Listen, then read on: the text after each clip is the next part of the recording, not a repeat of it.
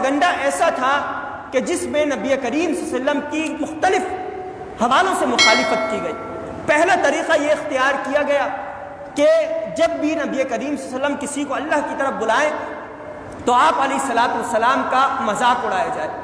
یعنی آپ جب بھی کسی کو دعوت دیتے تو آپ کا مذاق اڑایا جاتا، آپ کو برا بھلا کہا جاتا، اور عجیب و غریب سے الفاظ نبی کریم صلی اللہ علیہ وسلم کے لیے استعمال کیے جاتے۔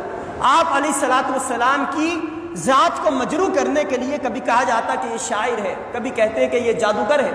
کبھی کہتے کہ یہ کاہن ہے، کبھی کہتے کہ نعوذ باللہ یہ مجنون ہے۔ دوسرا طریقہ جو انہوں نے اختیار کیا وہ یہ کہ اللہ کے کلام کو اور نبی کریم صلی اللہ علیہ وسلم کی دعوت کو اس میں شکوک و شبہات پیدا کرنا شروع کیے، اور جب بھی کوئی وحی اترتی اور وحی لوگوں تک پہنچتی تو وہ لوگوں کے درمیان یہ بات کہتے کہ یہ شخص کیسے اللہ کا رسول ہو سکتا ہے، اللہ کا رسول تو فرشتہ ہوا کرتا ہے،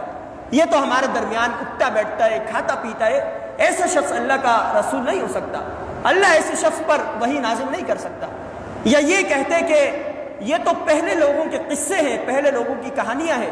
جو یہ شخص کسی اور سے سیکھ کر آ رہا ہے اور ہمارے سامنے بیان کر رہا ہے۔ یعنی یہ نبوت کا چوتھا سال ہے اور نبی کریم صلی اللہ علیہ وسلم کی دعوت کو روکنے کے لیے مختلف ہیلے بہانے مشرکین مکہ اختیار کر رہے ہیں۔ جب یہ ہیلے بہانے ناکام ہوئے